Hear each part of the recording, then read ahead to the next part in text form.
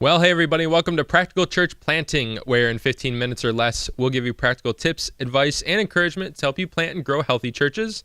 My name is Brian Androsian, and joining me today is the big man on campus, Dylan Dodson. Wow, thank you. You're welcome. And today we're talking about the $5 Give Club, what that is, how you do it, kind of everything about it. Yeah, so what, how, what, why, and how. Yes. So $5 Give Club is something we've done probably starting a few months after launch. Yeah. And so we've done it for almost a year now by the time this episode comes out. One of the best things by far you could do, and here's what it is.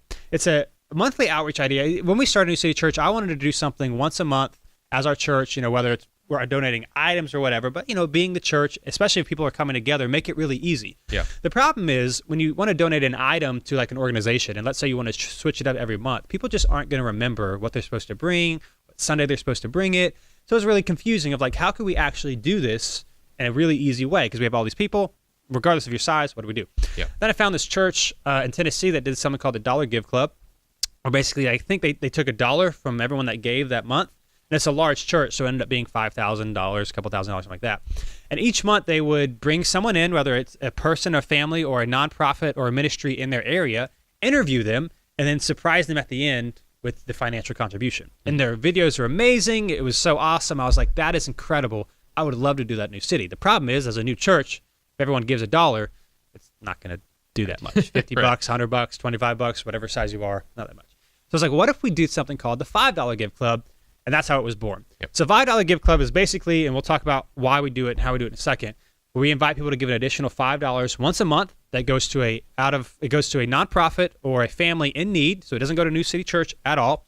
And then we show the video each month so they get to see where their generosity goes. And it is by far one of, if not the coolest thing that we do. Yep. So why should you do it and how do we do it? A couple reasons why. Why should you do something like the $5 Give Club? Now, it doesn't have to be $5, whatever amount you want to do. Number one is that it increases generosity. So we ask our people to give an additional $5, which people are okay with doing. Mm-hmm. So we're not asking to give 50 or 100, but on top of your normal monthly giving, we ask that you give an additional $5 once a month. It doesn't matter when in the month you do it. It doesn't matter, how you do it. You can do it online, in person, whatever. Once a month, $5. It increases generosity. What do we know? That's how we spend our money is the biggest indicator of whether or not we trust Jesus in our heart, or how much we trust Jesus. One of our values here is that grateful people give. And so we want people to be increasing their generosity, not for our sake, but for theirs. Yeah. And so it's an easy way. It's only $5, but it's already helping people improve their generosity, which is a big thing. You may not go to your church, but again, if we want people to meet Jesus and grow in the relationship with him, it doesn't matter where we go, where the money goes. Ultimately, we want them to increase it. Right. Number two is that people get to see the impact that they made. So often, you raise money for a cause and you do something and then you tell your people, hey, here's what happened, and they may applaud and may be cool, but there's nothing that replaces actually seeing the impact that they made. So what we do in these videos is we bring someone in, a family who's in need, a person who is in need, or a nonprofit in an area who's doing something really cool, and we just kind of say, hey, tell us your story. And so they get to talk about their story, especially if it's a ministry or nonprofit, they get to share their story. And then at the end of the video, we tell them, hey, we invited you here to tell your story, but we also invited you here because we wanted to help out. So you get to present them with a check of whatever it is every single month. And whether it's a lot or a little, that's always unexpected. Yep. And even it's really funny to me, even if the person or the people don't react really emotionally, people that are watching the video still, on Sundays when we share it, there's still tears every still single love week. it. And so there's something to be said there is that people actually get to see where the impact is being made, which a lot of times when you give to organizations or whatever, they're doing good with it, but you don't actually get to see where it's going. Yeah, and I think that's a big one because especially if you have people coming that are newer, which I think we'll talk about in a minute, but sometimes they're a little more apprehensive to give to a church, especially maybe if they're not a Christian or maybe just not comfortable with how much the church talks about giving. So be able to see that we actually, as a church, want to give money outside of the church and help people that aren't just within these four walls, I think is a huge thing. That's really big. So again, we show it once a month. We pick, it's either the third or fourth Sunday. We kind of change, but something pretty consistently every single month. And it's really cool when imagine this is your first time at New City Church or at a church, and you see them giving their money somewhere else. It's one of the coolest things that a new person can see, like you were saying. It's really awesome. Now, here's a third reason why you should do it, is that non-churchgoers will actually give. Because we do this, we do it every single month. We put it on Facebook and YouTube, and we share it. Everyone likes it. Everyone shares it. People see it. We actually have people who give to our church for the Give Club who do not go here, and we actually have people who do this who aren't even Christians. Yep. And I just think it's so cool in a day and age where people think church is all about money that we now have people that are trusting a church with their finances. Yeah. And this is not like New Cities being great, but here's one of the side effects of this. And again, you can designate online to give to the $5 Give Club, and we tell, and obviously we're honest about it, and they believe us, which is great because it's true, that everything you give to the $5 Give Club goes to the $5 Give Club. We don't take any of it. And in fact, if they give online, there's a processing fee. We eat the fee. Mm-hmm. All that money goes to the Give Club. And I think that, to me, is one of the coolest things as a result that I didn't even think about when we started it. That's really a huge thing, because to have someone who doesn't go here, who's never attended here, which has happened, give, who also isn't even a Christian, it really speaks to how much they trust what you're doing. Not necessarily us as a church, but really just trust that it's going to go to somewhere great, because there are churches, I'm sure, that are right down the street from them that are doing great things too that they could be giving to. Right. We're not the only one in the world. Yep. And again, people, especially young people today, they want to make a difference. Yep. And this is a really tangible way, especially since it's every month. So you have people who don't even go to your church, may not even be Christians, will give, which is awesome for them. Number 4 is that your people will love it and be proud of their church. Yeah. And I thought this was going to be a cool idea. I didn't realize how cool it would be. I still remember, we do partnership here at New City Church. We've talked about this on other episodes, our membership process. And I remember the first partnership class that we had, 6 months in or whatever. And it was like a few months after we had launched the $5 Give Club. And I still remember, we were asking people what they love about New City. How many people mentioned how cool it was? And since then, yep. I've had countless conversations. Is that your people will love it and they'll be proud of their church. So this is something that they can share with people and say, hey, look, we're doing good. Like, we're being generous. We're making a difference in our impact. People will love it. Yeah. And again, I thought people would like it, but it is. If you ask people at New City Church, what do they love about New City Church? If someone's been here for more than a month and has seen one of those videos, they will tell you the $5 Give Club. Yeah, very true. And that goes a long way for people to love their church and be proud of it. Another reason, and you brought this up, is that it's a way to start doing outreach without a budget and without systems in place. Yep. I think that's a big one, because I think all church planners want to impact their community. Most times you'll be planning a church in a community that whether you grew up there or have some sort of love for, so you obviously want to give back and do something, but also being a church planner, you probably don't have a huge budget for anything. And so being able to do things from day one just a lot of times isn't even possible. So this is a way to be able to start impacting your community essentially from right away, essentially from day one if you wanted to, without having to rearrange your budget, without having to beg people to give more or do something crazy, but with the people you already have, it gives them a way to impact the community without having to organize like serving days every month, which I think a lot of people like the idea of, but it's a lot more difficult in practice.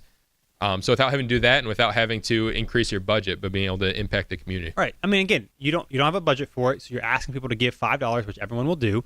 And then another side effect of it is, as people see different families or nonprofits or ministries each month, they might see something that really impacts them or that they want to get involved in. And so it's a non-organized way for your church and the people in your church to start making a difference in their community, because they're seeing really cool things that happen. Yeah, true. And so again, we share it every week once a month. And because we share it once a month, people know that it's happening. People are in a rhythm. People give to it without even us having to tell them. And so again, we would love for you to do it. So let's talk about how. Yeah. How do you do the Give Club? There's a couple of things. I've got a couple of reasons. Brian will share a couple of reasons. Number one, you've got to schedule this in advance. And so we got better at this. The first few months we were like scrambling to do it. But you've got to schedule out. We try to be 2 months out now where we are, but know who you're going to give to. You don't have to have the date or everything like scheduled, but like try to plan who you're going to give to and all that sort of thing. Because if you don't do this every single month, it's really hard. Yeah. It's really hard to build momentum for it. And that's a good one, because one thing that we do is we do both, charities, nonprofits, and families in need.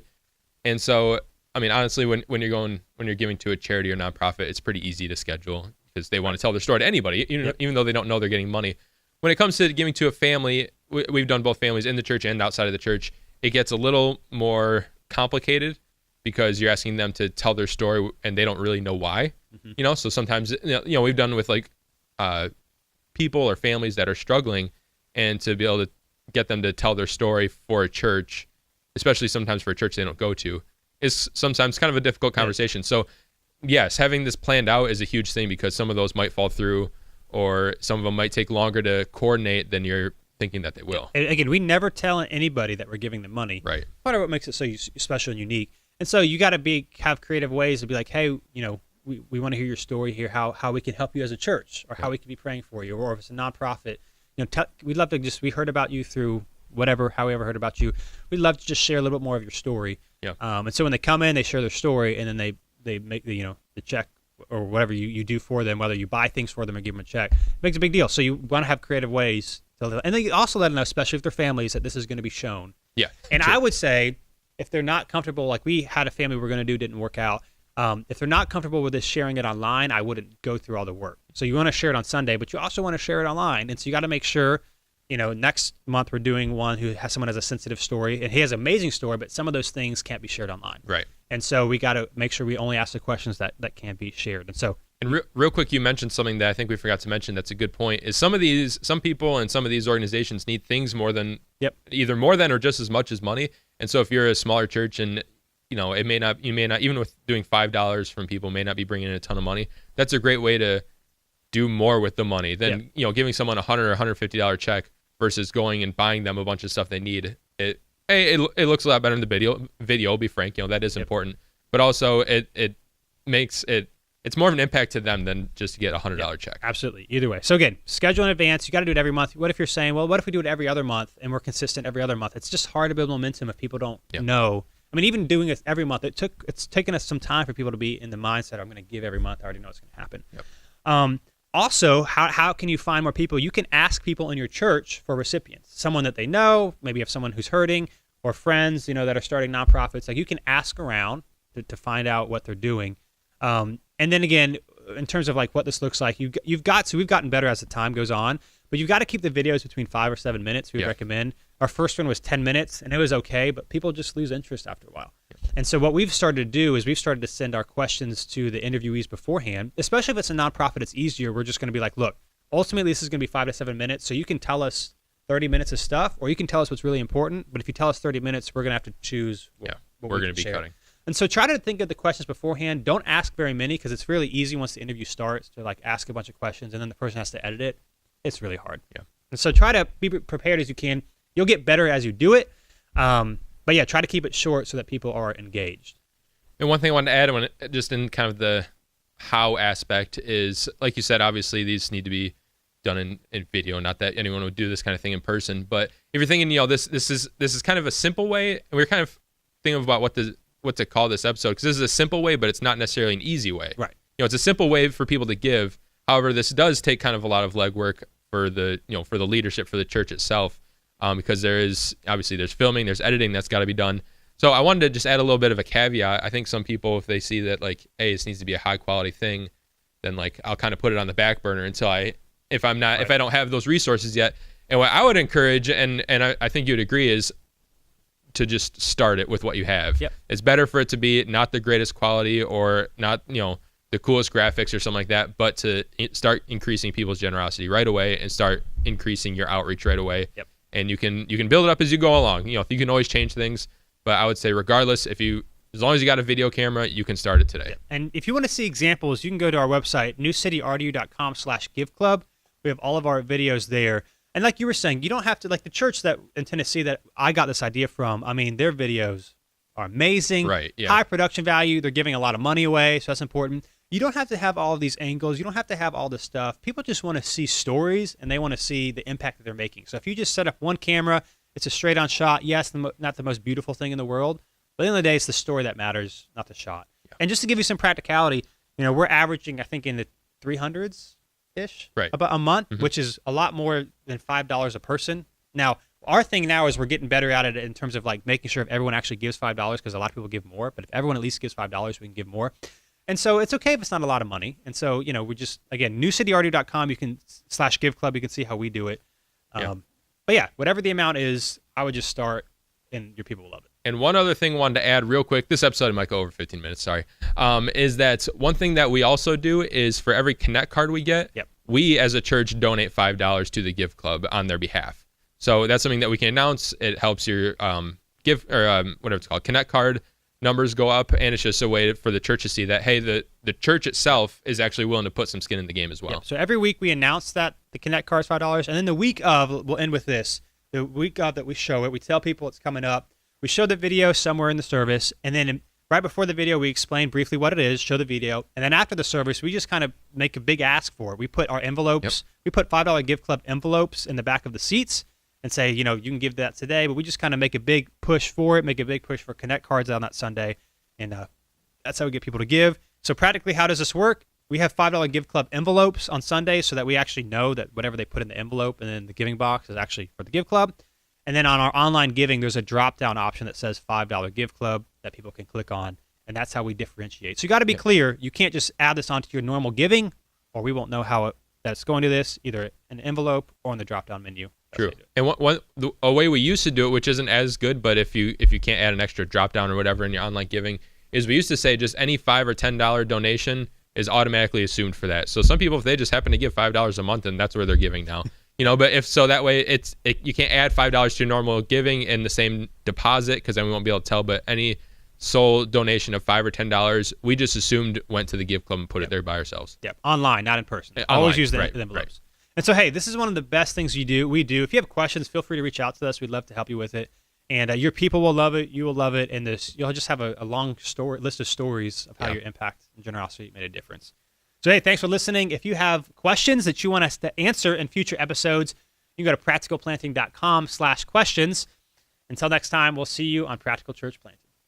Thanks so much for watching this episode of Practical Church Planting. Whether you're watching on Facebook or YouTube or Practical Planting, wherever you are, whatever you're doing, make sure you like or subscribe or do whatever it's telling you to do or should do on that platform. And hey, if you are so tired of looking at our ugly faces, but you're not tired of listening to our beautiful voices, then you can find our podcast if you just search Practical Church Planting on iTunes or Google Play. Make sure not to just find it, not just to listen, but to subscribe. Make sure you subscribe. Brian, tell them to subscribe.